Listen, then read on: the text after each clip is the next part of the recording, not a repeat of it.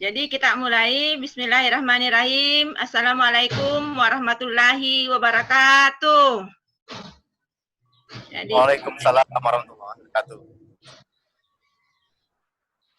Jadi alhamdulillah pada sore hari ini mari kita sama-sama membuka kegiatan kita ini dengan mengucapkan basmalah. Bismillahirrahmanirrahim.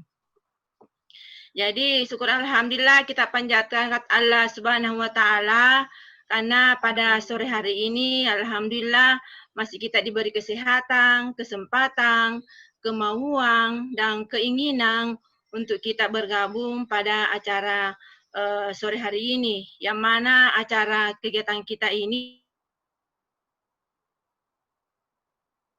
adalah acara seri keempat. Dan insya Allah ada 2 pemateri. Jadi pemateri pertama itu Pak Asep Apipuding SP. Kemudian pemateri kedua tidak asing lagi buat kita semua, yaitu Pak Farul Rasim. Jadi yang pertama Pak Asep ini adalah tim penilai pusat. Jadi sebentar mungkin hanya siapa membawakan materinya 15 menit atau sampai 20 menit. Kemudian saya harapkan nanti partisipasi teman-teman di seluruh Nusantara untuk kita diskusi. Jadi untuk mempersingkat waktu, karena setiap saya ini pada kegiatan sore hari ini selalu sampai maghrib. Jadi untuk mempersingkat waktu, dengan hormat saya persilakan kepada Pak Asep Apipuding SP. Dengan hormat disilakan Pak. Assalamualaikum warahmatullahi wabarakatuh. Ada juga terpasang itu. Selamat sore teman-teman semua penyuluh se-Nusantara. Marilah kita panjatkan puji dan syukur kepada Allah Subhanahu wa taala. Alhamdulillah. Walaupun saya mendadak oleh Bu Marwah dikasih tahu, tapi alhamdulillah bisa bertemu. Sebetulnya tadi maaf Bu Marwah, telepon beberapa kali, saya lagi jalan ke Bandung, tapi akhirnya sudah di rumah juga, alhamdulillah. Baik, Bapak dan Ibu yang saya hormati, penyuluh se-Nusantara, salam kenal dari saya, penyuluh perikanan Madya, Kabupaten Purwakarta, Jawa Barat. Dan tadi disebut oleh Bu Marwah, katanya tim penilai pusat. Sesungguhnya bukan tim penilai. Kita itu hanya mencocokkan saja data dari teman-teman yang dikirimkan ke sekretariat tim penilai di KKP. Ya barangkali kebetulan saya suka diajak. Dan ternyata kalau saya perhatikan, sesungguhnya teman-teman ini sudah cukup bagus yang dikirimkan ke kementerian itu. Hanya saja memang kita itu kurang runut gitu. Kadang-kadang persiapan, pelaksanaan, kemudian laporan dan evaluasinya itu tidak ada. Salah satu, misalnya gini,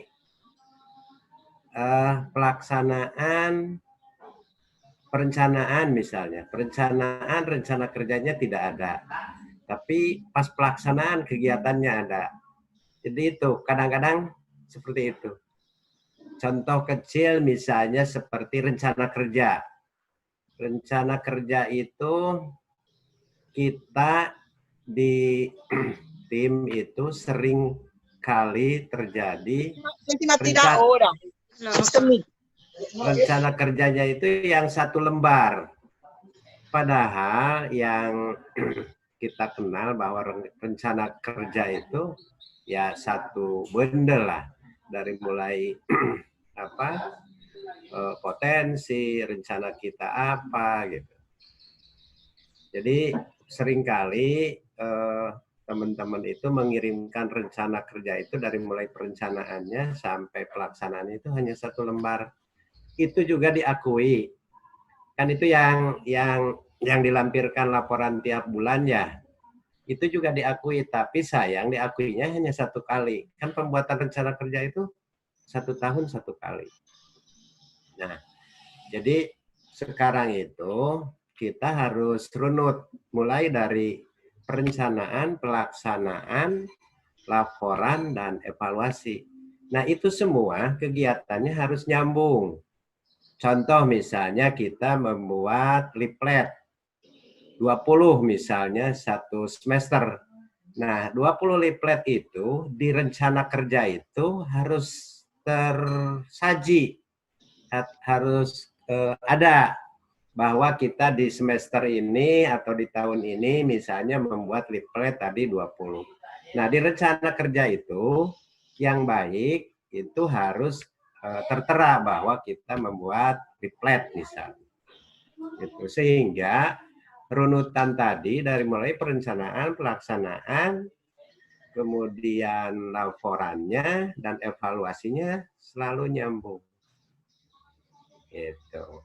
Nah, itu sering terjadi seperti itu. Kemudian yang lain, sebetulnya berkas itu tidak mesti harus dibondol atau dijilid ya. Kalau menurut saya dengan map biasa itu sudah cukup. Malah tidak menyulitkan tim penilai untuk membuka berkas Bapak dan Ibu. Dan mudah-mudahan nanti ke depan dengan Edupak itu akan lebih mudah lagi. Mungkin informasi dari saya sementara dan lebih baik kita berdiskusi. Dan tambahan barangkali sebelum lupa, contoh di leaflet sama di PowerPoint, teman-teman sering kali lupa mencantumkan nama, tanggal, dan tahun. Jadi kalau tidak ada nama, tanggal, dan tahun itu otomatis tidak dinilai. Karena memang buatan siapa dan alangkah bagusnya ada disampaikan di mana. Tapi misalnya tidak disampaikan di mana, yang penting ada nama, kemudian tanggal dan tahun itu sudah diakui. Mungkin itu sementara Bu Marwah, terima kasih. Nanti kita lebih baik berdiskusi permasalahan yang dihadapi oleh teman-teman. Terima kasih. Wassalamualaikum warahmatullahi wabarakatuh. Makasih Pak Asep. Jadi ini ada beberapa hal ditekankan oleh Pak Asep tadi. Yang pertama adalah tadi perencanaan, pelaksanaan, dan evaluasi ini harus kita betul-betul berjenjang. Jadi ada di perencanaan, yang paling utama di sini adalah perencanaan. Kemudian pelaksanaan. Nah, inilah yang sebenarnya Pak Asep yang membuat kita semua, karena mengusulkan hanya sepotong-sepotong. Gitu. Jadi kalau ini yang kayak leaflet ini Pak Faru Rosi sudah kemarin, alhamdulillah kami semua mungkin penyuluh se-Nusantara sudah pahami dan jelas betul yang sesi ketiga Pak, alhamdulillah. Nah, ini memang mungkin sebentar kita banyak-banyak berdiskusi. Baiklah, pemateri yang kedua yang tidak lazim buat kita semua, dengan hormat saya silakan kepada Pak Faru Rosi, dipersilakan. Terima kasih. Ya. Terima kasih Ibu Marwah dan Pak Asep. Assalamualaikum warahmatullahi wabarakatuh. Waalaikumsalam warahmatullahi wabarakatuh. Alhamdulillah sudah banyak senior kita yang bersedia berbagi. Saya seperti yang lalu hanya menyampaikan materi pengantar diskusi. Jadi semoga mudah-mudahan apa yang disampaikan nanti bisa kita bahas bersama. Oh ya Ibu Marwah, ini mau kuis duluan apa mau materi duluan? Materi dulu. Oke, materi dulu, siap. Baru kuisnya. Ya. Oke, siap. Siap, saya ke materi.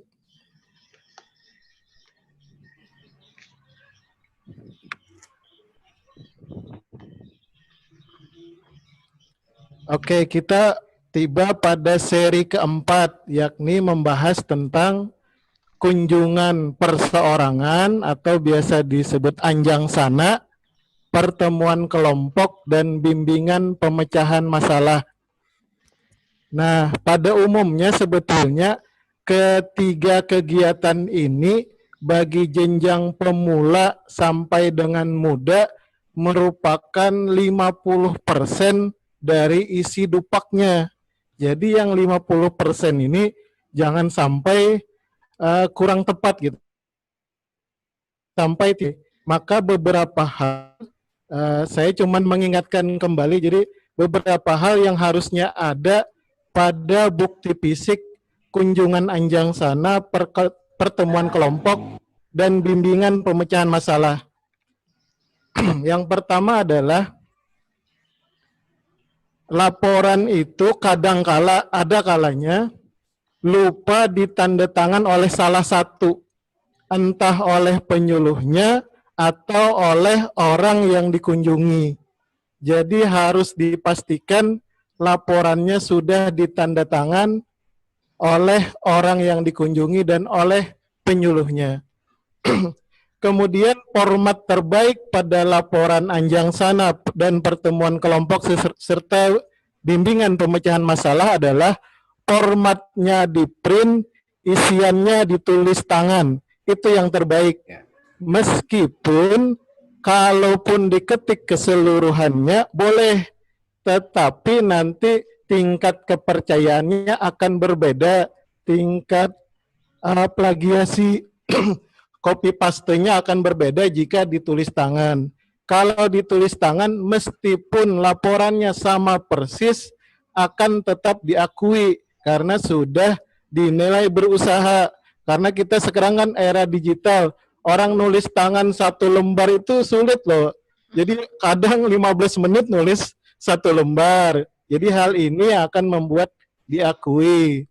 Kemudian yang kedua, yang sering juga kita kurang tepat, yakni karena biasanya penyusunan laporannya di akhir bulan, jadi di bulan terakhir mau mengajukan dupak, maka kadang kita kalut atau kadang kehabisan waktu.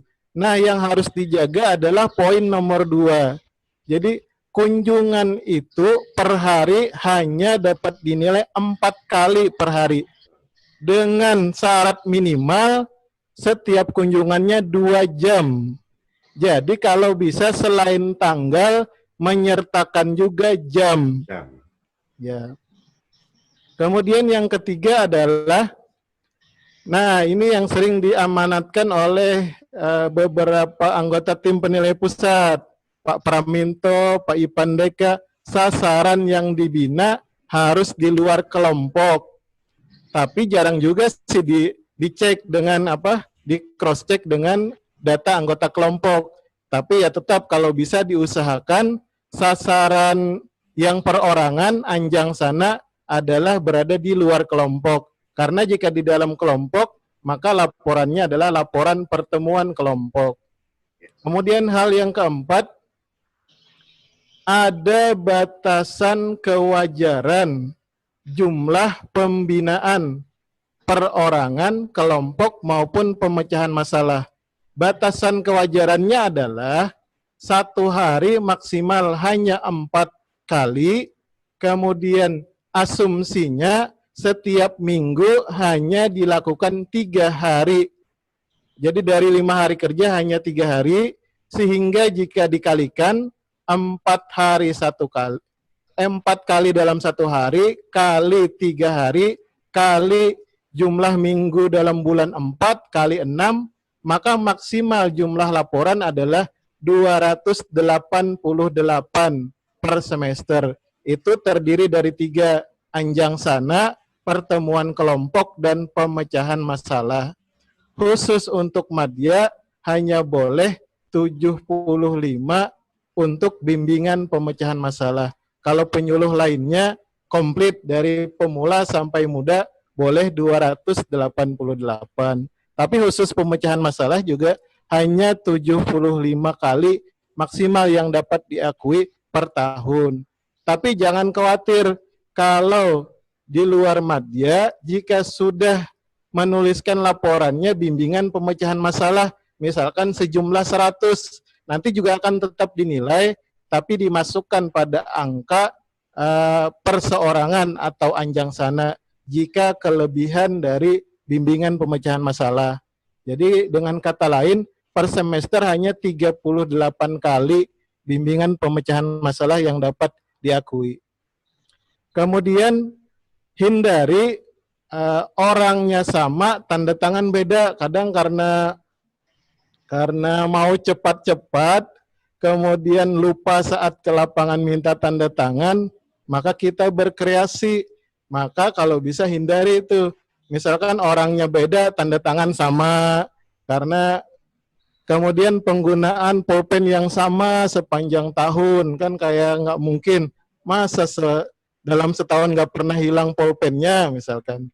Jadi sebaiknya warna-warni pulpennya. Kemudian sebaiknya juga pada kertas laporannya jangan terlalu licin kayak habis di print. Ya ada lekukannya sedikit.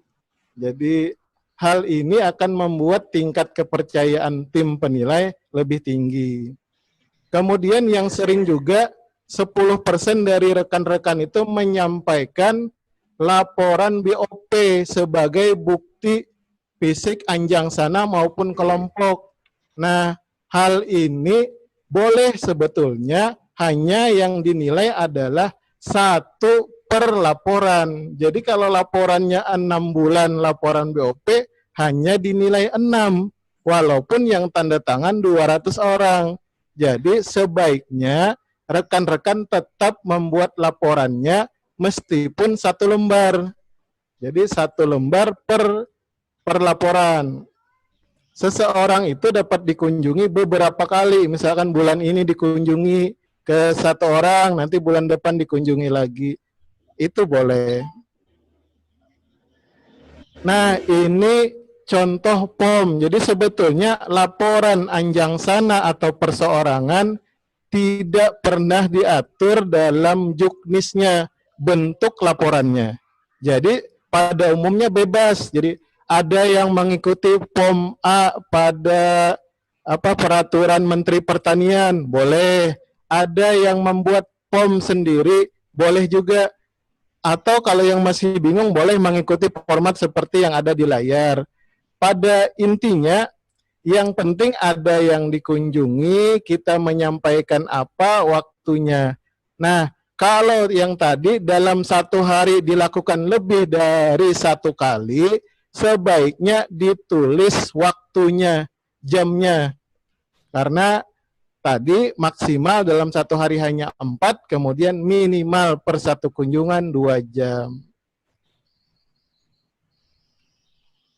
Kemudian yang kelompok, kalau tadi anjang sana, sekarang yang kelompok.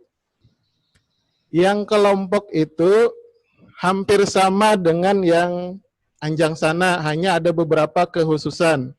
Yang pertama, harus ada tanda tangan pengurus kelompok, lebih baik ketuanya, dan distempel. Kalau ada, kalau nggak ada ya yang ada aja bendahara atau sekretaris boleh. Kemudian harus ada tambahan daftar hadir. Kalau yang tadi anjang sana hanya selembar. Kalau yang sekarang selembar ditambah daftar hadir, jadi 2 lembar. Kemudian yang ketiga adalah kalau bisa di daftar hadirnya ditulis jam pertemuannya yang menyebutkan minimal 2 jam. Yang keempat adalah laporannya jangan sampai laporan BOP. Jadi memang sudah bagus laporan BOP-nya ada yang dikunjungi, kemudian tanda tangan dan distempel, tetapi tadi hanya dihitung per laporan. Kalau laporannya cuma 6 bulan, hanya 6. Jadi sangat sayang sekali. Jadi kalau bisa dibuatkan saja laporannya.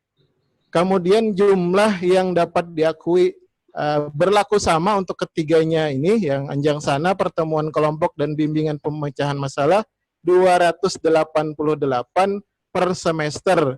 Nanti dijumlah ketiga-tiganya. Jika anjang sananya sebanyak 200 kali, kemudian pertemuan kelompoknya sebanyak 38 kali, dan bimbingan pemecahan masalah 50 kali, maka nanti akan dinilai hanya nanti yang bimbingan pemecahan masalah dan pertemuan kelompok akan ditukar, karena yang bimbingan pemecahan masalah maksimal hanya 38 kali per semester, karena 75 kali per tahun. Nah, jika teman-teman mempergunakan POM A dulu di penyuluh pertanian boleh, kemudian A di jabatan nasional lain boleh, karena tidak ada format khusus yang diatur dalam juknis kita. Nah, minimal mengikuti format yang ada di layar. Ini minimalnya begini. Tetapi sering juga selain format ini ada tambahan untuk di keterangan. Jadi sebaiknya di keterangannya ditulis rencana tindak lanjut. Jadi nanti kita akan berkunjung lagi ke sana kapan, atau materi apa yang kita akan sampaikan di kunjungan berikutnya. Karena kita biasanya kalau melaporkan pertemuan kelompok tidak hanya 1 kali setahun, kan akan berulang setiap bulan 1 kali mungkin, atau sebulan 2 kali sesuai dengan kebutuhan dan agenda kita yang sudah disepakati dengan kelompok. Kemudian yang terakhir pada materi ini adalah bimbingan pemecahan masalah.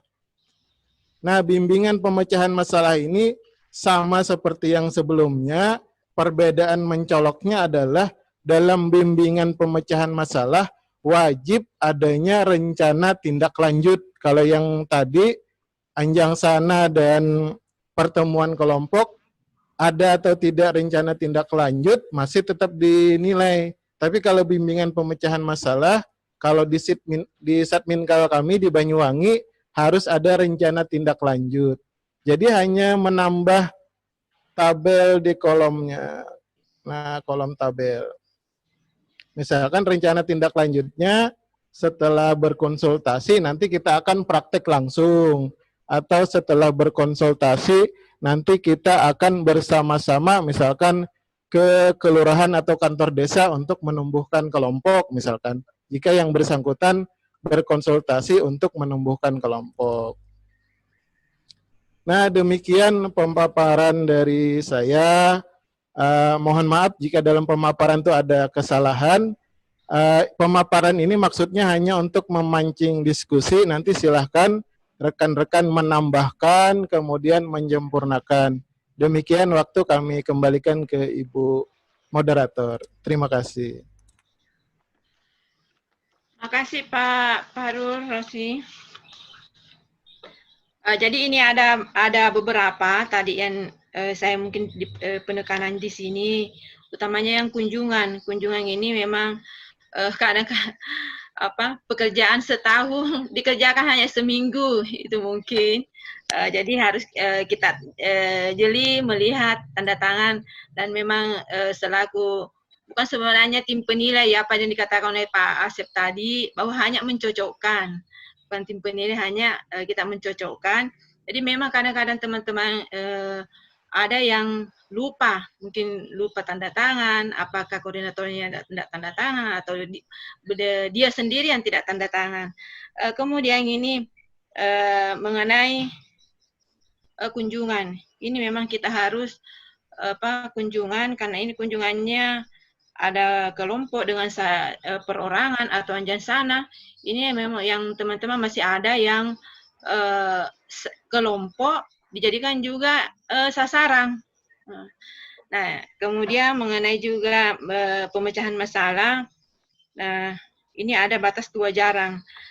Kemudian ini laporan BOP. Nah ini juga teman-teman mungkin pada kesempatan ini juga sudah mendengarkan semua bahwa kalau laporan BOP yang kita masukkan sebagai kunjungan itu hanya dinilai mungkin kalau per bulan atau per semester ya dinilai 6. Jadi saya kira itu mari kita sama-sama berdiskusi. Kan ini ada Pak Asep dan kalau Pak Faru saya kira sudah jelas karena materinya sudah kita dibagikan kemarin, mungkin rekan-rekan lukan se-Nusantara ada yang ingin disampaikan dari Pak Asep atau dari Pak Farurasi. Dipersilahkan. Saya, Bu. Assalamualaikum Izin, Bu. warahmatullahi wabarakatuh. Iya, Pak. Halo. Assalamualaikum. Halo, iya. Silakan, Assalamualaikum. Pak. Salam. Siapa, Bu? Siapa, Bu?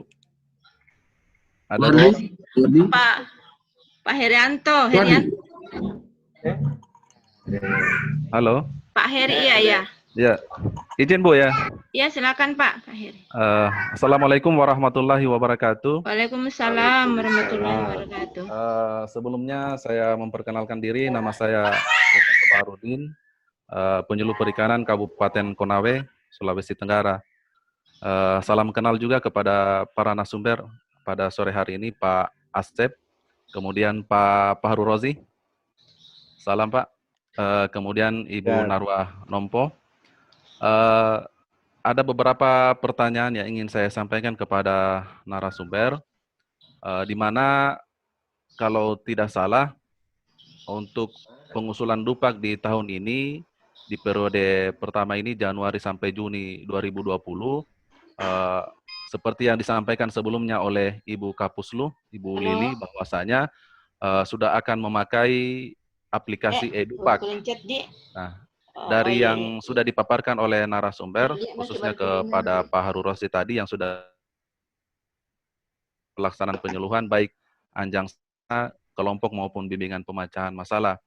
Yang jadi pertanyaan saya, kalau sebelum-sebelumnya pada saat kita pengusulan Dupak di tahun-tahun sebelumnya, itu dalam bentuk hard copy, berkas yang sudah di-print ataupun ditulis tangan, kemudian ditandatangan oleh penyuluh maupun pelaku utama atau pelaku usaha yang kita kunjungi, dan kemudian kita kirim ke Satminkal masing-masing.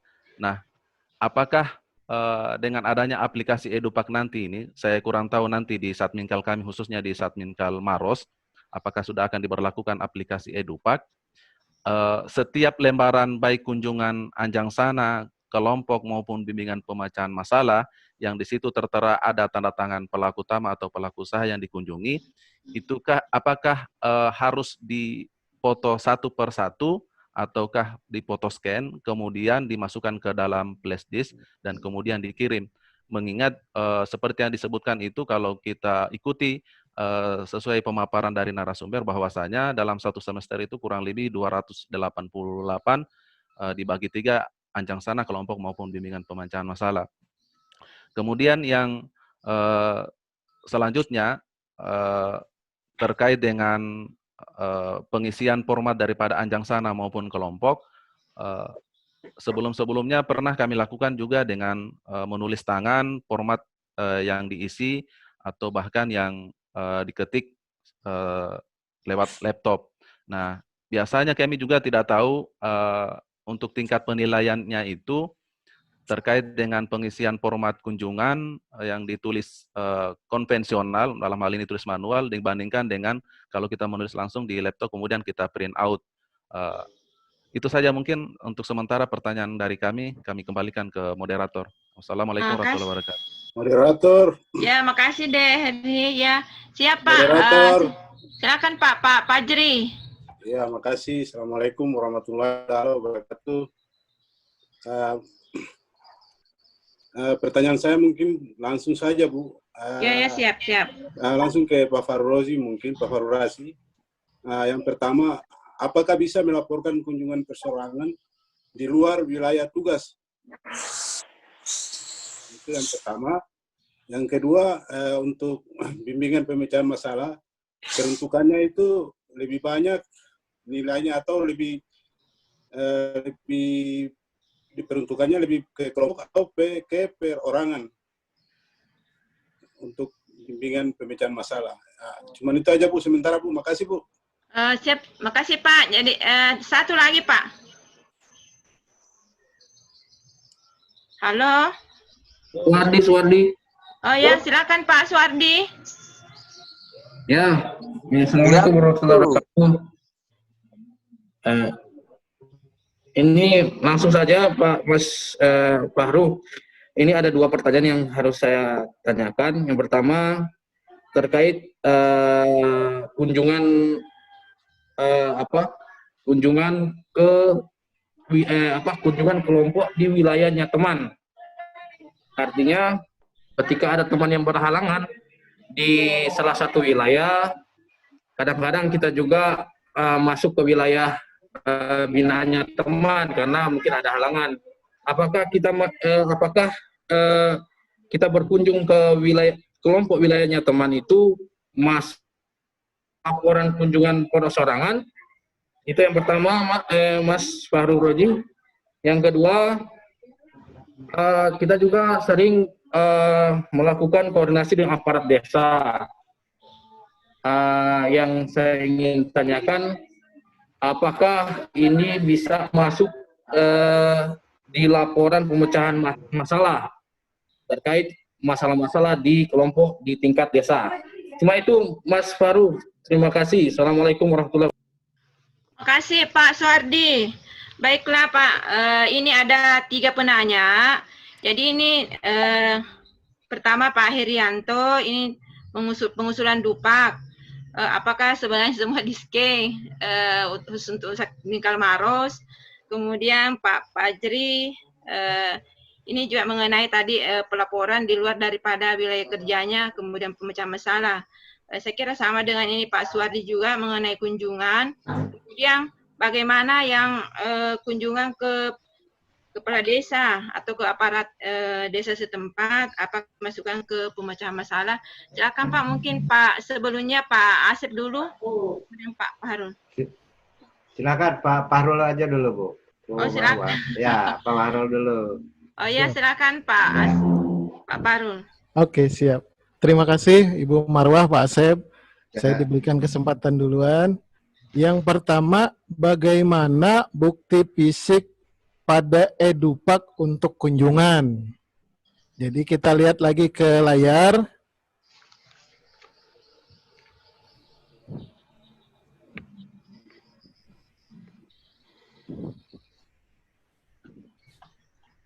Nah, nanti bukti fisik kunjungannya adalah tadi lembaran laporannya, formatnya kita print duluan, baru nanti diisi tulis tangan, kemudian diminta tanda tangan kepada yang dikunjungi dan kita tanda tangan. Kemudian nanti setelah itu baru di-scan. Di-scan jadi file PDF. Kalau scan-nya lewat HP, nanti ada tandanya scanned by cam scanner atau di-scan dengan menggunakan cam scanner. Jadi sekarang tidak sulit juga untuk men-scan. Jadi tadi caranya yang pertama harus di-print laporannya, kemudian ditulis tangan isinya, yang paling baik nih, kemudian dimintakan tanda tangan kepada yang kita kunjungi dan kita sendiri yang mengunjungi. Setelah itu baru di-scan. Di-scan kalau bisa gunakan aplikasi yang ada tanda menyekennya seperti cam scanner. Jadi nanti ada tanda di-scan. Jadi tim penilainya akan merasa yakin benar-benar bahwa ini telah dilakukan. Jadi minimal sudah di-print, sudah diisi tulis tangan, ditanda tangan oleh yang dikunjungi, kemudian di-scan ada tandanya. Saya kira itu bukti fisik yang tidak dinilai gitu. Tetapi jangan juga lupa, jadi ada sedikit kesalahan kurang tepat pada sosialisasi Edupak bahwa tidak ada lembar SPMK. Jadi harusnya tetap ada. Jadi untuk bukti fisik anjang sana, pertemuan kelompok dan bimbingan pemecahan masalah, tetap bukti fisiknya tuh ada 2 macam. Yang pertama SPMK, surat pernyataan melaksanakan kegiatan, yang daftar kegiatan ditandatangan oleh kepala dinas, dan yang kedua adalah bukti fisik laporan yang tadi sudah di-print, ditulis tangan, ditandatangan kemudian di-scan. Itu bukti fisiknya seperti contoh yang ada di depan kita. Kemudian yang kedua, pertanyaan Pak Herianto, bagaimana yang lebih baik yang mana antara yang ditulis tangan atau yang di print? Yang lebih baik yang ditulis tangan. Jadi formatnya diketik, formatnya, kemudian di print formatnya, baru isiannya ditulis tangan. Kenapa lebih baik dia? Jadi walaupun laporannya sama persis, nanti tetap akan diakui oleh tim penilai karena dia sudah berusaha. Beda dengan yang tadi hanya di print saja. Kalau di print kan cuma ganti nama sasaran, di print lagi. Jadi tingkat kepercayaan tim penilai lebih tinggi pada yang ditulis tangan. Meskipun nanti mungkin tanda tangannya harus dilihat lagi, kemudian kesesuaian dengan rencana kerja dan potensi wilayah. Tetapi kalau hanya isinya sama, perbandingannya ditulis tangan dan di print 100%, maka lebih baik di print. Kemudian untuk pertanyaan Pak Fajri, bisakah, ini sama dengan Pak Suwardi, bisakah melaporkan kunjungan Anjang Sana pada wilayah kerja di luar wilayah kerjanya? Jawabannya bisa. Kemudian malah jangan kita itu selalu membuat laporan Anjang Sana, pertemuan kelompok, bimbingan masalah itu sendirian. Itu juga kesalahan. Jadi kadang kita bersama-sama dengan teman. Misalkan gini, kita menumbuhkan kelompok baru. Nah, kita mengajak teman kita yang mungkin di wilayah kerja itu 2 orang, atau karena dia sendirian jadi tidak ada yang memfoto kegiatan nantinya, atau tidak ada teman yang lebih ahli untuk memberikan materi peran dan fungsi kelompok, kita ngajak teman lain. Nah, maka nanti yang melaporkan, jadi di kolom yang melaporkan ini nanti tulis saja 2 orang di sini, seperti yang di layar ini. Kalau yang di layar ini kan 1 orang. Nanti jika ternyata pembinaan kelompok itu kita datang berdua, nanti sebaiknya ditulis berdua di sini, yang melaporkannya 2 orang. Itu jauh lebih baik dan akan terakui di dupaknya. Jadi jawabannya pada prinsipnya boleh, tapi nanti akan dipakai presentasi nanti. Jangan sampai misalkan lebih dari 30% dia berada di luar wilayah kerjanya. Kalau hanya 20%, 10% nanti itu wajar karena kita penyuluhan itu tim. Jadi kadang ada seseorang yang tidak pandai misalkan membuat bakso ikan, kita meminta teman yang pandai membuat bakso ikan, maka dia ikut dalam pertemuan kelompok di wilayah kita. Nah, hal itu diperbolehkan. Kerjasama dalam penyuluhan itu bagus gitu. Ya. Itu yang dari Pak Fajri. Kemudian yang kedua dari Pak Fajri adalah bimbingan pemecahan masalah, apa bedanya dengan Anjang Sana? Jadi yang pertama bedanya pada nilainya. Nilainya 2 kali lipat dari Anjang Sana. Kalau Anjang Sana itu nilainya untuk pertama dan muda 0,025 untuk 1 kali kunjungan Anjang Sana. Tetapi bimbingan pemecahan masalah 0,056. Jadi 2 kali lipatnya. Kemudian bedanya yang kedua adalah sasarannya. Jadi kalau yang tadi, kalau sasarannya di bimbingan pemecahan masalah boleh perorangan, boleh kelompok. Kalau yang tadi, yang sebelumnya kan kalau perorangan semuanya orang-orang. Kalau yang pertemuan kelompok. Nah, kalau di bimbingan pemecahan masalah boleh perorangan, boleh kelompok. Kemudian pertanyaan berikutnya dari Pak Suwardi. Yang pertama tadi sama dengan jawaban Pak Fajri, bolehkah membina di wilayah teman? Jawabannya boleh, hanya jangan sampai lebih dari 20% jumlah laporannya di wilayah teman. Membantu boleh, tapi jangan tiap hari gitu Pak intinya. Kemudian yang kedua, apakah koordinasi dengan aparat desa dapat dimasukkan pada bimbingan pemecahan masalah? agak sulit menjawabnya karena yang menjadi tolak ukur bukan siapa yang ditemui, tetapi bimbingan pemecahan masalah di bidang perikanan. Bidang perikanan, asal di bidang perikanan, boleh ke ibu PKK yang lagi nanya nih, boleh ke aparat desa, lurahnya nanya karena mau bikin kolam di belakang kantor desa, boleh. Jadi tolak ukurnya pada bidang yang dikonsultasikan karena tulisannya adalah pemecahan masalah di bidang perikanan. Jadi bukan pada siapa yang berkonsultasi, tetapi tadi batasan di bidang perikanan. Nah, demikian dari saya. Mohon tambahan dari Pak Asep. Terima kasih. Ya, terima kasih Pak Parul. Dengan hormat saya silakan ke Pak Asep, mungkin ada tambahan Pak. Terima kasih Bu Moderator, Bu Marwah. Dari Pak Fahrul itu sudah cukup jelas dan memang seringkali jadi trending topik Pak Fahrul ini ketika sudah mengajukan dupaknya. Luar biasa rapi, runut, dari mulai perencanaan, pelaksanaan, kemudian pelaporan dan evaluasi. Luar biasa Pak Fahrul. Terima kasih buat Pak Fahrul, ini jadi contoh sangat wajar dijadikan narasumber di setiap kegiatan kita.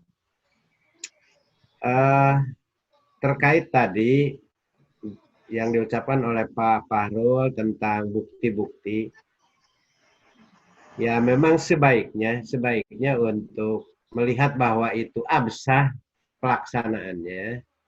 Kalau format silakan di print. Kalau terkait materi, hari, tanggal, dan jam, itu seringkali oleh tim itu dibicarakan gitu. Jadi kalau diketik di komputer itu di copy paste, ya akurasinya mungkin ya. Tapi saya yakin itu teman-teman melakukan itu. Tapi untuk kesepakatan atau inian para tim penilai itu sebaiknya ditulis tangan. Kemudian terkait dengan bimbingan masalah, saya berharap yang sudah madya itu sebaiknya diperbanyak di bimbingan masalah karena pertama nilainya juga besar. Kemudian kalau bimbingan masalah itu kan lebih rinci ya, tidak seperti kunjungan. Kalau bimbingan masalah itu kan ada upaya pemecahan masalahnya seperti apa, solusinya seperti apa. Kenapa nilainya besar? Karena memang ada tahapan-tahapan lain. Itu. Jadi yang madya memang diharapkan bimbingan pemecahan masalah yang diharapkan. Kemudian tadi terkait dengan wilayah kerja antar teman. Boleh, dan memang betul kata Pak Fahrul, jumlahnya tidak terlalu banyak. Misalnya dari 1 tahun itu 3 bulan di teman, 3 bulan di wilayah sendiri, itu tidak bisa. Kemudian terkait dengan edupak, kalau di tim pusat waktu itu kesepakatannya tahun 2020 itu masih kombinasi karena masih diuji coba kan. Saya sendiri nanti sistem penilaian dengan metode edupak itu kan belum ada simulasi juga bagi tim penilai. Nah ini tekniknya, nah waktu kesepakatan di Depok itu terakhir itu masih manual dan edupak. Artinya ketika misal kita masih belum keburu menyusun edupak, kami sebagai penyuluh insya Allah masih memperjuangkan bukti-bukti teman-teman yang masih manual. Gitu. Karena memang ini belum dilakukan pelaksanaan tentang penilaian melalui edupak. Kemudian teman-teman, saya titip sekali lagi, tadi itu runutan. Kadang-kadang punten teman-teman itu perencanaan tidak ada, pelaksanaan ada, kemudian laporan ada, evaluasi ada. Nah ini jadi pertanyaan tim itu, kok pelaksanaannya ada, perencanaannya nggak ada gitu. Itu sering terjadi, Karena memang di antara teman kita itu ada yang membuat rencana kerja itu yang 1 lembar. Itu diakui, tapi hanya 1 kali dalam 1 tahun. Karena sesungguhnya yang namanya membuat rencana kerja itu 1 tahun 1 kali. Itu kemudian tambahan mungkin bisa Pak Fahrul tadi nanti menambahkan terkait dengan kemarin ada webinar karya tulis, Pak Fahrul jadi pemateri juga. Sebaiknya karya tulisnya itu, kalau kita karena profesi penyuluh, karya tulisnya itu sebaiknya karya tulis tentang penyuluhan. Sebaiknya ya, bukan berarti tidak boleh teknis. Karena kalau teknis itu katanya gitu ya, kata tim penilai kesepakatannya itu kan haknya peneliti gitu ya. Kalau kita lebih baiknya tentang penyuluhan, karena memang penyuluhan ini setiap kita menilai belum ada yang menulis tentang karya tulis tentang penyuluhan gitu. Padahal ini oleh Puslatlu itu diharapkan sekali untuk pengembangan tulisan-tulisan tentang penyuluhan ke depan itu harus seperti apa. Mungkin itu dari saya, Bu Moderator. Terima kasih. Ya Pak, makasih Pak ya. Jadi ini ada pertanyaan ini dari lewat chat. Jadi ya, pertama ada beberapa ini, perlukah dilampirkan dokumentasi setiap laporan anjasana? Mungkin Pak Paru ini. Kemudian yang kedua, untuk penyuluh media, laporan anjasana dimasukkan di masa kira. Itu sudah dijelaskan tadi. Kemudian ini mengenai koordinator. Siapa katanya yang tanda tangani? Padahal kan yang penyuluh yang lain yang tanda tangan adalah koordinatornya. Jadi kalau koordinator, siapa yang menandatangani semua kegiatannya. Kemudian kalau seandainya nanti ini diberlakukan EduPak, apakah bisa di-scan lewat scanner printer. Kemudian pemecahan masalah apakah juga bisa dilaksanakan 2 orang? Saya persilakan mungkin Pak Fahrul Rasyid. Silakan deh. Oke, siap. Yang pertama, perlukah dokumentasi pada laporan anjangsana pertemuan kelompok dan bimbingan pemecahan masalah? Ya. Jadi kalau ditanyakan perlu. Tetapi jika ditanyakan wajibkah ada, tidak wajib ada. Jadi posisinya ada akan lebih baik gitu. Tapi jika tidak ada, maka bukti fisiknya tetap akan dinilai. Jadi sebetulnya kalau paketnya misalkan pertemuan kelompok, nanti dimulai dari surat dari ketua kelompok untuk mengundang pertemuan kelompok. Harusnya dia ngundang anggotanya dan ngundang penyuluhnya. Kan seharusnya ada dokumentasi lain selain tadi daftar hadir, berarti harusnya ada surat undangan pertemuan kelompok. Kemudian harusnya juga ada dokumentasi saat pertemuan kelompok. Tetapi itu tadi bukan suatu keharusan. Jadi tidak wajib ada, tapi jika ada maka akan lebih baik, lebih terpercaya, lebih sah gitu. Laporannya akan diakui. Jadi jika mau menambahkan dokumentasi lebih baik. Kemudian yang kedua adalah perlukah koordinator tanda tangan pada laporan anjangsana pertemuan kelompok atau bimbingan pemecahan masalah? Jawabannya tidak perlu. Jadi yang wajib ada tanda tangannya di ketiga laporan tadi adalah yang dikunjungi atau yang berkonsultasi dan penyuluh yang melakukannya. Jadi hanya 2 orang. Tapi jika ada mengetahui koordinator, malah ada saya pernah menemui mengetahuinya kepala dinas. Ya tidak apa-apa, malah lebih bagus gitu. Tapi tidak wajib. Jadi yang wajib adalah orang yang dikunjungi dan yang melakukannya. Hanya dua itu, penyuluhnya dan yang dikunjungi. Jadi kalau pertanyaannya, terus koordinator siapa yang tanda tangan? Ya koordinatornya sendirilah yang memiliki laporannya dan orang yang dikunjungi. Kemudian ada juga selain dua pertanyaan tadi, ada dua pertanyaan lain dari Ibu Betty di chat. Yang pertama, pemecahan masalah untuk penyuluh lain boleh apa enggak katanya. Jadi ceritanya kalau penyuluh lain bertanya kepada dia, misalkan dia boleh dimasukkan di laporan pemecahan masalah. Jawabannya sebaiknya dimasukkan pada bimbingan profesi. Jadi bimbingan di bawah jenjang. Nanti malah bisa dinilai 3 kali. Perencanaan, pelaksanaan, dan evaluasinya.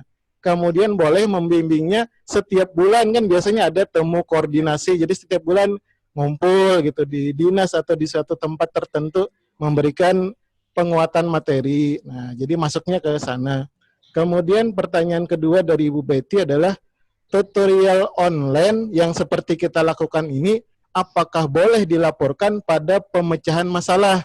Jawabannya, sebaiknya tidak dilaporkan pada pemecahan masalah, tetapi dimasukkan pada mengikuti seminar atau lokakarya.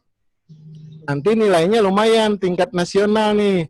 0,3 kalau nggak salah. Nanti tinggal kita minta bantuan Ibu Marwah dan teman-teman DPD IPKANI Sulawesi Selatan menerbitkan sertifikat. Tapi jangan lupa seperti yang kita diskusikan sebelumnya, nanti bukti fisik wajib itu ada 4 buah yang wajib nih. Nanti yang perlu ada 3, jadi ada 7. Yang pertama SPMK, surat pernyataan melaksanakan kegiatan. Yang kedua adalah surat undangannya, atau kalau ada di email atau chat di grup Telegram yang mengundang kita. Kemudian yang ketiga adalah surat tugas untuk mengikuti kegiatan tersebut dari kepala instansi. Yang keempat, sertifikat atau surat keterangan dari penyelenggara. Nah, 4 ini wajib ada. Tapi jika ditambah 3 lainnya akan lebih kuat. Apa 3 yang lainnya? Laporan singkat tentang kegiatan. Kemudian yang kedua adalah dokumentasi yang mendukung. Misalkan kita sekarang ada di layar, di screenshot, jadi ada buktinya kita mengikuti. Kemudian yang ketiga adalah materi dari narasumbernya. Jadi jika 7 hal ini dilampirkan pada sebuah webinar atau seminar, saya kira akan diakui. Hanya nanti yang membatasinya adalah jumlah mengikutinya saja. Karena kalau setiap hari 2, ya banyak banget gitu. Ya, demikian dari saya. Kembali ke Ibu Moderator. Makasih banyak. Ini masih ada pertanyaan lagi di lewat chat ini ya. Ya, ini kegiatan sekarang kan ada kegiatan ini mengenai bansos. Apa katanya bisa dijadikan ini mengumpulkan masuk di perencanaan pengumpulan data. Kemudian yang tadi mengenai bimbingan pemecahan masalah di luar daripada lokasinya, apakah katanya dia bisa melaksanakan juga bimbingan pemecahan masalah di luar lokasi wilayah kerjanya? Terima kasih. Mungkin Pak Asep atau Pak Parul. Baik, Bu Marwah. Terkait dengan pendataan verifikasi yang sedang kita lakukan hari ini dan kemarin, itu sebetulnya masuk ke pendataan, bisa. Walaupun sudah terlewat ya, karena memang itu di luar rencana kerja kita. Tapi dengan tadi dilampirkan suratnya, ada surat itunya, itu bisa dimasukkan ke data, hasil verifikasi data. Itu diakui, insya Allah diakui. Karena memang suratnya ada, pelaksanaan dilakukan, hasilnya ada. Kemudian terkait tadi penandatanganan, betul di berkas seperti itu. Tapi kalau di SPMK ya, di lampiran awal-awal itu memang pernah ada yang dilakukan oleh koordinator, tapi masih dipertanyakan, kurang kuat. Jadi tetap oleh dinas, minimal eselon 3 di dinas. Untuk surat perintah, kemudian di SPMK dalam melaksanakan pekerjaan. Jadi itu harus dinas setingkat eselon 3. Kalau misalnya malah ada yang eselon 4, nggak apa-apa, asal dinas yang penting ada capnya di SPMK. Terima kasih Bu Marwah. Makasih Pak, mungkin masih ada tambahan Pak dari Pak Par. Oh ya, yang tadi bimbingan pemecahan masalah boleh di luar wilayah kerja, hanya jangan melebihi 20%. Demikian. Enggak, ini maksudnya di luar wilayah kerjanya. Bersama-sama melaksanakan. Oh iya, itu tadi 20%. Iya. Saya kira sudah dijelaskan. Dan sebelumnya mohon maaf, silakan absen yang lupa absennya. Nanti gara-gara ini biasa kemarin yang minggu yang lalu banyak yang tidak absen. Kemudian mungkin masih ada yang mau bertanya 1-2 orang. Izin masuk Bu Marwah. Halo. Halo, izin masuk Bu Mano. Oh iya, silakan Pak. Halo. Halo, iya Pak Nur Bakti. Ya. Siap. Jadi terima kasih Bu atas kesempatannya. Menarik tema pada sesi keempat ini terkait dengan pelaksanaan penyuluhan, termasuk di dalamnya anjang sana kelompok, perorangan dan pemecahan masalah. Nah, yang konsennya ke sini Bu, cuman barangkali ke anjang sana kelompoknya nih. Nah, terkadang kan kita bingung juga di situ Bu, karena kan dalam bentuk pertemuan itu. Nah, adakah persyaratan berapa orang yang harus hadir pada saat anjang sana kelompok itu baru bisa dapat dinilai? Saya ingin perjelas. Terima kasih. Assalamualaikum warahmatullahi wabarakatuh. Terima kasih Pak Nur Bakti. Jadi mungkin masih ada yang lain. Halo. Bu, izin. Ya, silakan Bu. Halo. Ya, silakan Bu. Saya tanyakan Ibu. Ini tentang di laporan kunjungan itu, di laporan kunjungan atau anjang sana itu kan ada penomoran. Apa dasar kita memberikan nomor pada laporan tersebut? Nah, terus tadi kan ada perbedaan, ada yang isi nomor 1, kemudian tahun 2000, kemudian tadi ada yang di anjang sana itu ada kode daerah atau apa, itu mohon penjelasannya biar kami paham. Khusus pada Pak Fahrul, contoh laporan itu. Ya, masih ada Mbak. Assalamualaikum. Assalamualaikum. Ya, halo, iya Pak. Ya, silakan Pak. Ini terkait dengan laporan kunjungan kelompok anjang sana, terutama isi laporan, apakah sudah bisa diterima laporannya hanya 2-3 kata saja? Tidak ada ringkasan materi yang dilampirkan.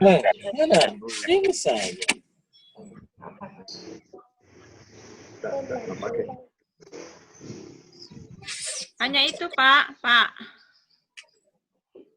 Halo Iya, Pak ya. Iskandar, hanya itu ya Pak? Hanya kunjungan oh saja. Iya Pak. Saya hadir. Halo, tambah satu lagi Pak.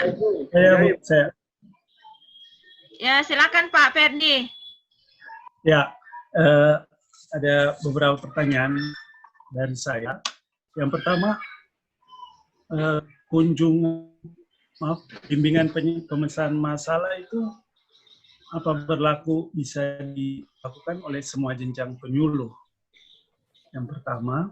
Kemudian, materi penyuluhan apa bisa diulangi, diberikan kepada pelaku orang yang berbeda? Materi penyuluhan yang sama, apakah bisa diberikan pada orang yang berbeda? Atau sebaliknya, misalkan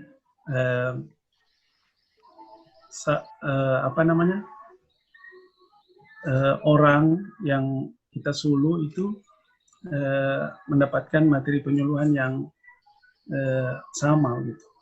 Makasih, terima kasih. Ya, makasih Pak Ferdi. Jadi ini Pak ada 4 penanya. Jadi rata-rata ini. Jadi ada sebentar Pak, kalau masih ada waktu kan ini sudah 5:30 Pak. Ya mungkin bisa nanti. Jadi ini rata-rata yang mengenai anjan sananya yang kelompok berapa orang. Kemudian mengenai pelaporan dari Pak Iskandar ini yang hanya 2 kata, apakah bisa layak ini dinilai. Kemudian dari ini Made ini mengenai penomoran laporan. Kemudian yang tadi yang Pak Ferdi saya kira ini mengenai jawab kunjungan. Kemudian dengan materi apakah dinilai beberapa dinilai dari setiap kali kunjungan. Saya persilakan Pak, mungkin Pak Paro dulu ya. Oke, siap. Oke, yang pertama dari Pak Nurbakti, berapa persyaratan kunjungan kelompok?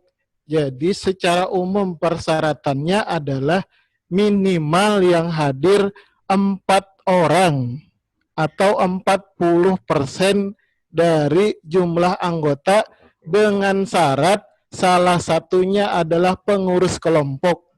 Jadi ada 2 syaratnya. Yang pertama minimal 4 orang, salah satu di antara 4 ini harus pengurus kelompok. Jika tidak salah satu syarat itu tidak tercapai, misalkan orangnya cuma 3 atau pengurusnya tidak ada, maka tidak disebut pertemuan kelompok. Tapi jangan khawatir, laporkan saja pada anjang sana. Walaupun ada kriteria tadi sebelumnya harus di luar kelompok, tapi karena terpaksa kan tidak bisa memasukkan, maka masukkan di tempat yang bisa. Biarkan kebijakan penilaian keabsahan berkas nanti oleh tim penilai. Jadi syaratnya tadi minimal 4 orang, salah satunya pengurus. Yang kedua dari Ibu Jero yang kedua dari Ibu Jero Rastini, bagaimana kode penomorannya? Sebaiknya diulang tiap tahun. Jadi nomor 1 untuk setiap tahunnya. Misalkan Januari pertama kali anjang sana, nomor 1 tahun 2020. Kemudian jadi berurut saja, dari tanggal boleh, dari pelaksanaan boleh, penomorannya dari nomor 1 sampai nomor terakhir. Begitu juga untuk pertemuan kelompok dari nomor 1 juga. Jadi jangan anjang sana digabung dengan pertemuan kelompok nomornya. Nanti misalkan nomor 1-nya di anjang sana, nomor 2-nya di pertemuan kelompok. Sebaiknya nomor 1, 2, dan berikutnya khusus untuk anjang sana tersendiri, untuk kelompok tersendiri. Gunanya sebetulnya untuk memudahkan tim penilai untuk memeriksa, karena biasanya banyak, ratusan, jadi bingung gitu. Jadi kalau ada nomornya akan lebih mudah. Kemudian tadi dari Pak Iskandar, jika hanya 2 kata pada laporannya, apakah dapat dinilai atau layak dinilai? Sebenarnya tidak layak dinilai. Tetapi sebetulnya kriteria penilaian itu salah satunya adalah untuk memperlihatkan kinerja. Maka kita harus cross-check dulu sama laporan bulanannya. Kalau di Satminkal Banyuwangi, siapa tahu yang bersangkutan itu sebetulnya kinerjanya bagus, hanya memang terbatas dalam pengetikan, dalam pembuatan laporan. Jadi dilihat dulu kinerjanya dan capaian IQ-nya. Jika ternyata rajin, maka nanti ada kriteria khusus gitu. Jadi tidak dinilai semuanya, walaupun tadi 2 kata saja, tetap ada nilainya tapi tidak maksimal. Ya, alangkah lebih baiknya kalau dilengkapi, karena nilai anjang sana pertemuan kelompok dan bimbingan pemecahan itu biasanya 50% dari Dupak, jadi lebih baik lengkap sehingga dapat ternilai. Kemudian tadi ada pertanyaan lagi, apakah bimbingan pemecahan itu untuk semua jenjang? Jadi jawabannya, bimbingan pemecahan masalah itu untuk 7 jenjang. Jadi yang tidak bisa hanya penyuluh utama. Nah, kebetulan di Indonesia belum ada penyuluh utama. Sehingga dengan kata lain, semua jenjang dari pemula sampai dengan madya boleh melakukan pemecahan masalah. Di mana nilai masing-masingnya kalau pemula itu 0,008, 2 kali nolnya. Kemudian kalau pelaksana 0,011, pelaksana lanjutan dan pertama itu 0,028, lanjutan dan penyelia. Kemudian muda dan madya 0,056. Jadi semuanya dapat angka untuk bimbingan pemecahan masalah. Rata-rata 2 kali lipat dari anjang sana. Hanya tadi ada batasan maksimal 75 buah saja per tahun atau 38 per semester gitu. Kemudian bagaimana perhitungan materi penyuluhan. Jadi materi penyuluhan itu yang dihitung adalah penyusunannya, bukan penggunaan di dalam pertemuannya.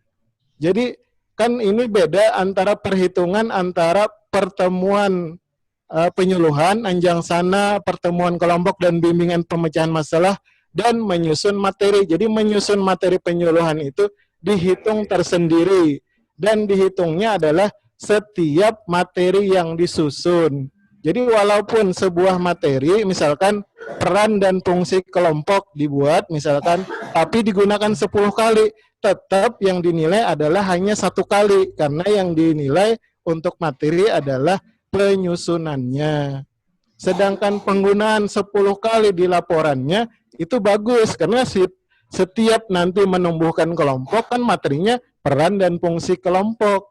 Memang bagus, nanti tetap dinilai di laporan anjang sana atau laporan kelompoknya.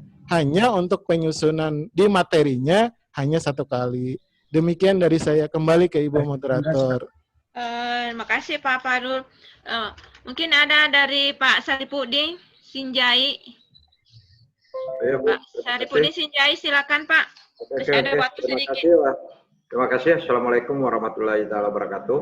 Waalaikumsalam warahmatullahi wabarakatuh. Saya Saripudin, Lukan Kabupaten Sinjai. Salam sejahtera untuk rekan-rekan penyuluh sementara. Alhamdulillah kesempatan pada sore hari ini saya diberi kesempatan untuk menyampaikan beberapa hal dan menyimak beberapa teman-teman memberikan pertanyaan. Jadi saya ambil kesimpulan untuk tidak rumitnya membuat suatu pelaporan anjang sana maupun pemecahan masalah dan sebagainya, mungkin dibuatkan satu berupa format kayak seperti aturan-aturan yang ada di Ketmen di 54 penyuluh pertanian. Selama ini saya sendiri, saya kelam kabut membuat suatu rencana kerja angka kredit, karena kami melihat di aturan yang ada di Ketmen 54 penyuluh perikanan itu yang golongan 4 madya itu keberadaannya bertugas di provinsi. Sedangkan kita ini tugas di daerah. Jadi yang kami bisa lakukan hanya pemecahan masalah. Kemudian bimbingan di bawah jenjang pangkat.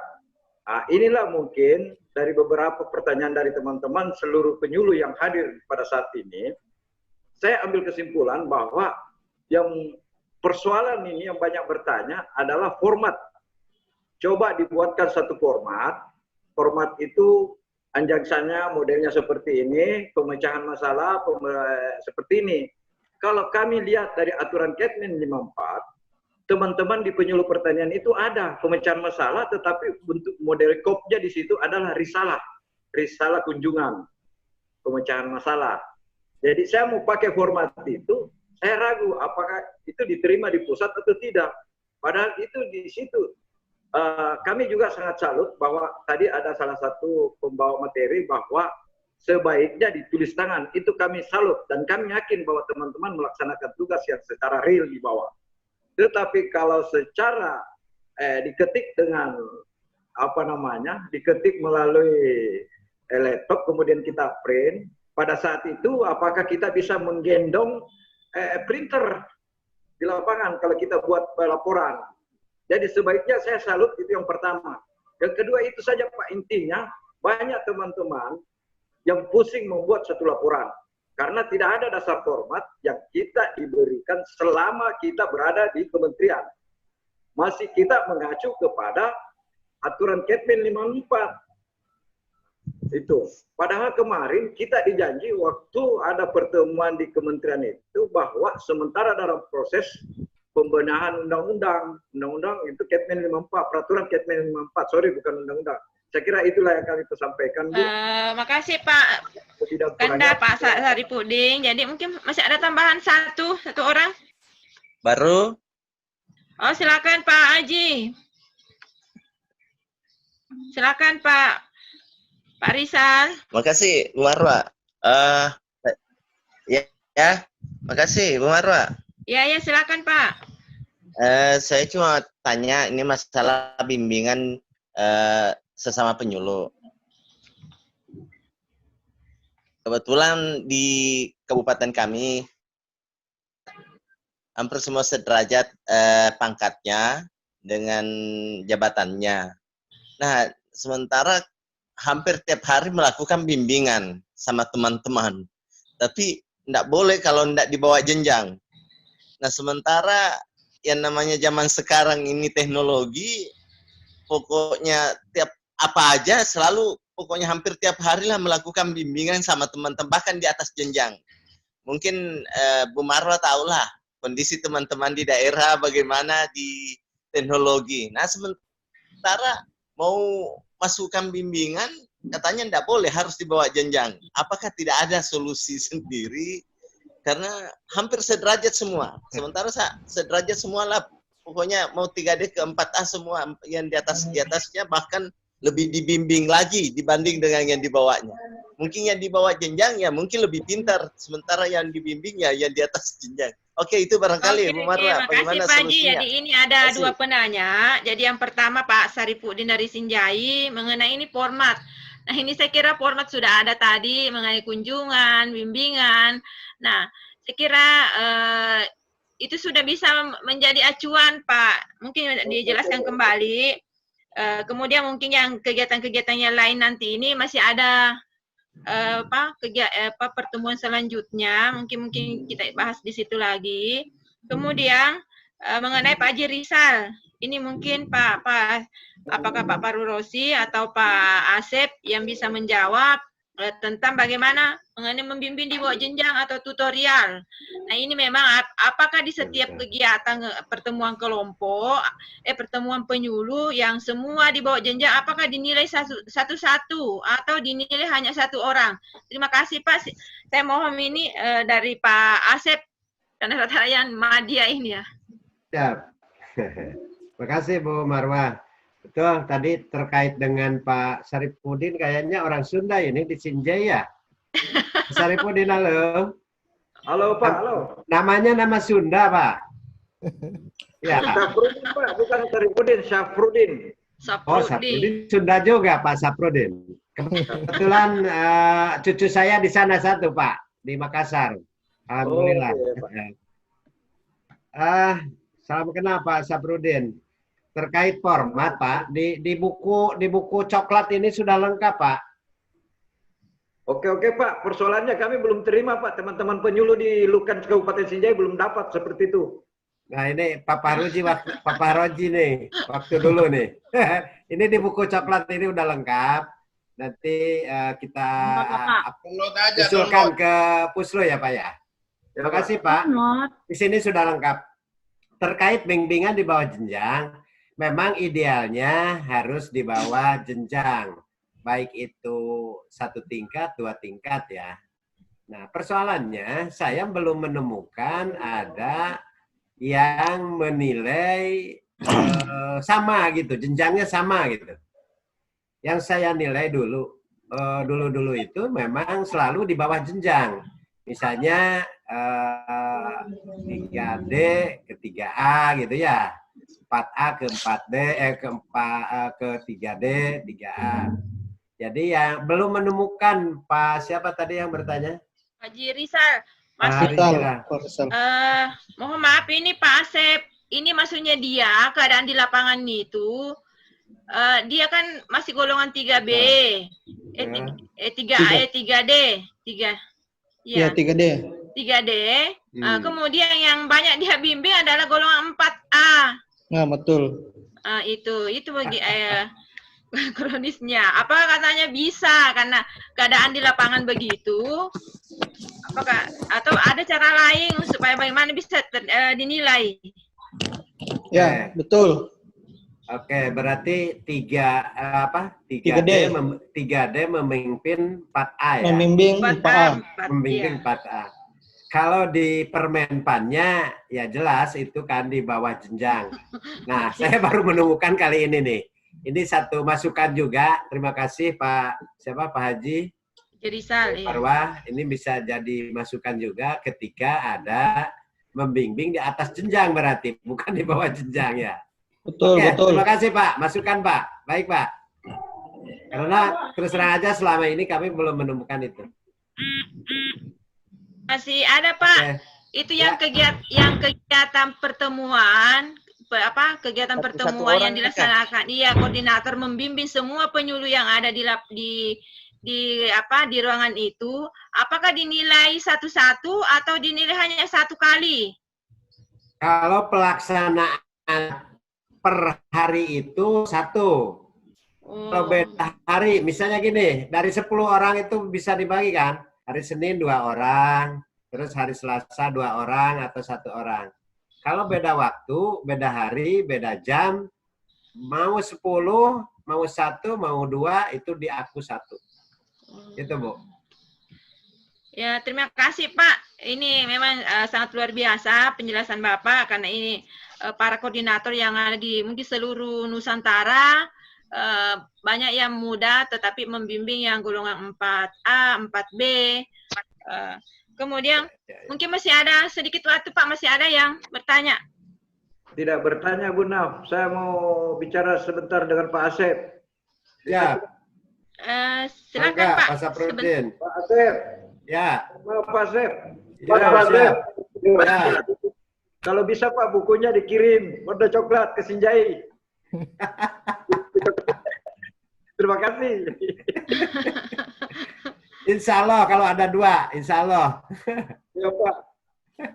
Melalui saja Ibu Mano, Ibu Koordinator. Bisa Pak. Mungkin masih ada teman-teman?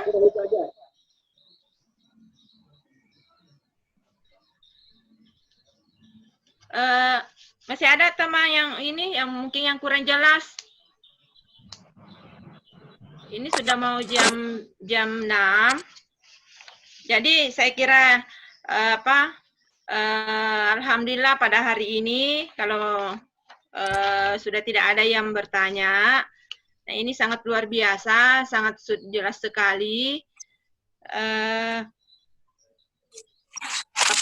Jelas sekali tentang bagaimana kunjungan atau pelaksanaan di lapangan, karena betul-betul ini kita urut, dipecahkan betul-betul sampai sedetail mungkin, dan saya harap tidak ada lagi yang yang salah, karena mulai dari penomorannya, kemudian waktu yang paling utama di sini adalah waktunya. Kadang dilaksanakan 1 hari 3 kali apa yang dikatakan tadi Pak Parul, bahwa itu harus ada jamnya supaya tertera diketahui kelompok ini yang jam sekian itu minimal 2 jam. Jangan yang tidak ada, karena kalau tidak ada jamnya berarti tim penilai hanya menilai 1 dalam 1 hari, yaitu. Kemudian itu tadi juga yang dikatakan oleh Pak Iskandar, mungkin hasil penilaian yang kemarin mungkin malas menulis, hanya menulisnya 2 kata atau 3 kata. Menurut Pak Farul itu tidak dinilai karena itu hanya 1-2 kata.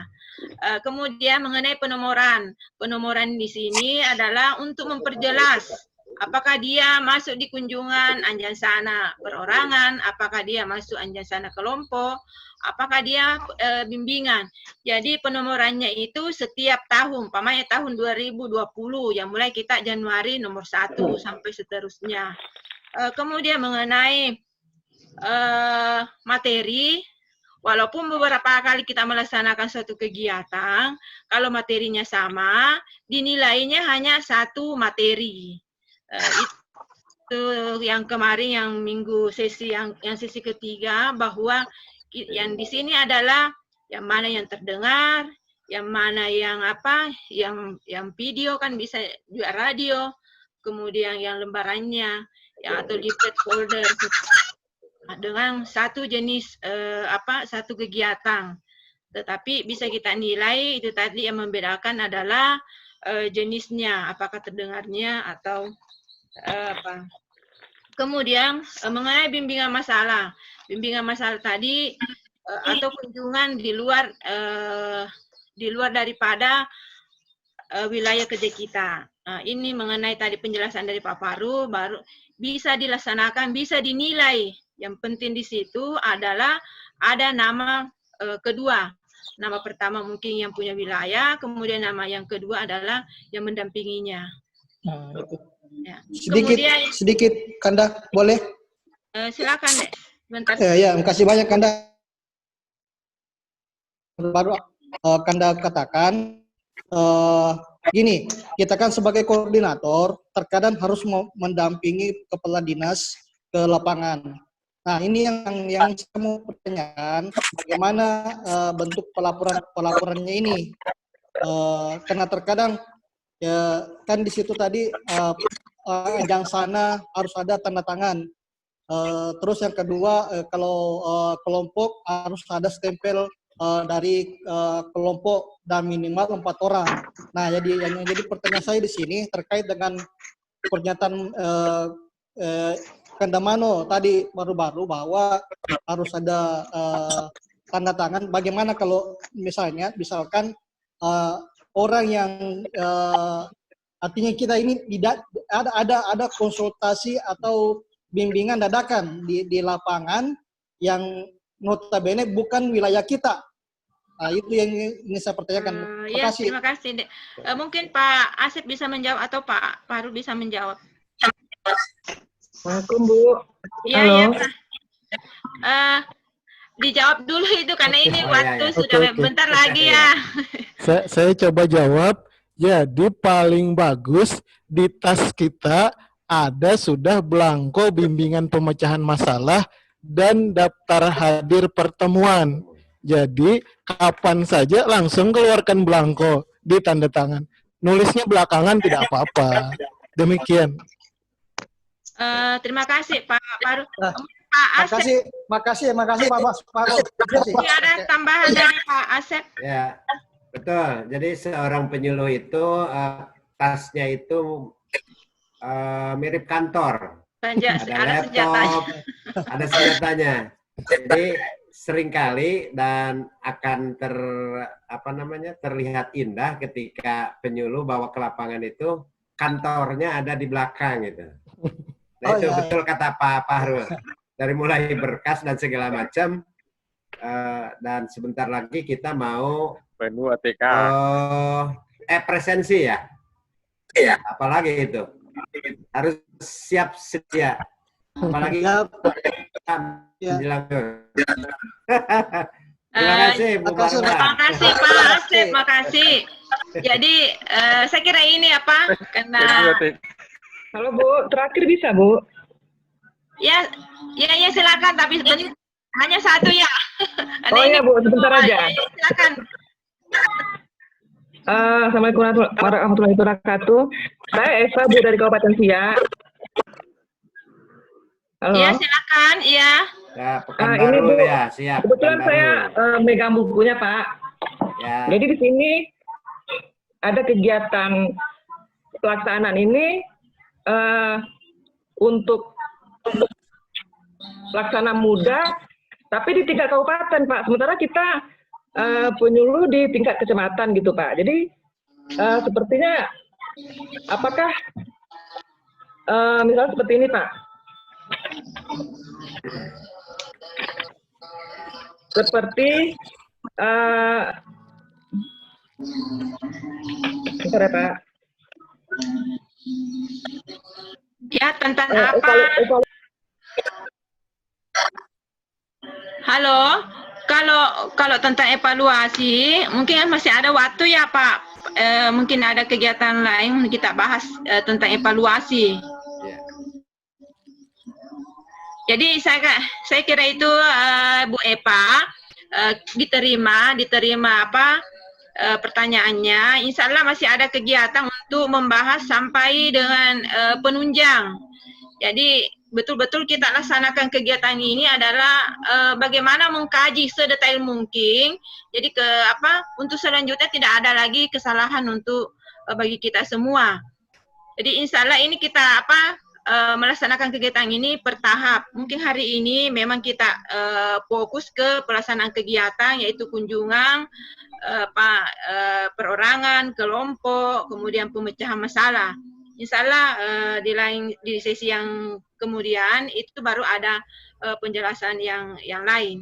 Jadi saya kira itu, dan tak lupa saya ucapkan banyak terima kasih kepada semua Lukan se-Nusantara karena kegigihan untuk mengikuti kegiatan ini. Alhamdulillah antusias semua untuk mengikuti, sangat luar biasa. Ini mengingat sudah mau maghrib bagian Indonesia Timur, mungkin Pak Asep mohon maaf. Masih jam 5. Nah, mohon maaf pada karena mendadak karena sedianya Pak. Kemarin saya hubungi Pak Ivandi kan tidak tersambung. Ibu Erlina juga katanya tidak menilai lagi.